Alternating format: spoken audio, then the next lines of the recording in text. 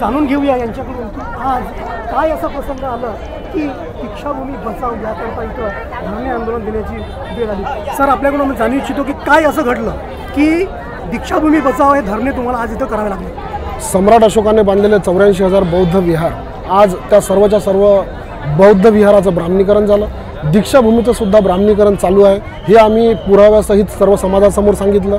दीक्षाभूमी स्मारक समितीच्या धम्मचक्र प्रवर्तन दिनाच्या स्टेजवरून दीक्षाभूमी स्मारक समितीचा पदाधिकारी विश्व हिंदू परिषदेच्या संस्थापक सदस्याच्या विचाराला जेव्हा अभिवादन करतो तेव्हा निश्चितच दीक्षाभूमी स्मारक आमच्या धोक्यात आहे। दीक्षाभूमीचं सुद्धा ब्राह्मणीकरण सुरू झालं आहे, त्यामुळे आम्ही दीक्षाभूमी स्मारक बचाव आंदोलन सुरू केलं आहे। यामध्ये काय जसं समितीचं नाव जो होतं की दीक्षाभूमीच्या समितीचं नाव पण बदललेलं आहे असं मला दीक्षाभूमी स्मारक समितीचं जे नाव होतं ते परमपूज्य डॉक्टर बाबासाहेब आंबेडकर स्मारक समिती दीक्षाभूमी नागपूर असं होतं।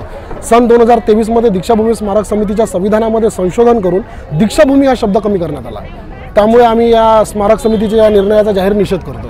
तुम्हाला काय वाटतं की जसं आंबेडकरी व्यासपीठावरती आंबेडकरी विचारांच्या अगेन्स्टवाले जे व्यक्ती आहेत ते हस्तक्षेप होत आहेत, तर समितीमध्ये सुद्धा त्यांचा हस्तक्षेप होत आहे का? सर्वात पहिले मी तुमच्या व्यासपीठ या शब्दाचा जाहीर निषेध करतो। आम्ही विचार मंच म्हणणारे लोक आहोत। व्यासपीठ म्हणजे व्यास हा शब्द जिथे आला तिथे आमची सोयरी काही जमत नाही।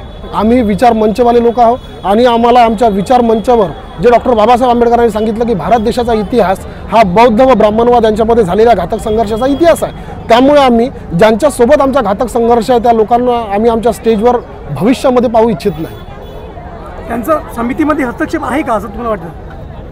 डॉक्टर बाबासाहेब आंबेडकरांनी याच जागेवर 22 प्रतिज्ञेचं जाहीरपणे वाचन केलं। ज्या जागेवर डॉक्टर बाबासाहेब आंबेडकरांनी आम्हाला 22 प्रतिज्ञा आणि त्रिसर्व पंचशील देऊन बौद्ध बनवलं, त्याच जागेवर जर 22 प्रतिज्ञेचं जाहीरपणे वाचन होत नाही याचा अर्थ निश्चितच दीक्षाभूमी स्मारक समिती ब्राह्मणांच्या दबावाखाली काम करत आहे। यानंतर जसं आता हे जे धरणे झालं यानंतरही जर समितीने सुधारणा केली नाही आणि अशा प्रकारचं जर थांबवण्यात आलं नाही तर या समोरचं काय पाहून आहे? आम्ही दीक्षाभूमी स्मारक समितीला मेल पाठवू, 30 दिवसाचा त्यांना वेळ देऊ आणि येणाऱ्या काळामध्ये आम्ही जर 30 दिवसामध्ये यांची वागणूक जर सुधारली नाही तर वर्धेपासून नागपूरपर्यंत आम्ही 3 दिवसीय लॉंग मार्च काढणार आहोत। हा झाला आपला आंदोलनाचा इशारा, पण कायदेशीर लढाई सुद्धा आपण लढणार आहात का? कायदेशीर लढाई आम्ही 2 मार्गाने दीक्षाभूमी स्मारक समितीसोबत संघर्ष करण्याचं ठरवलं।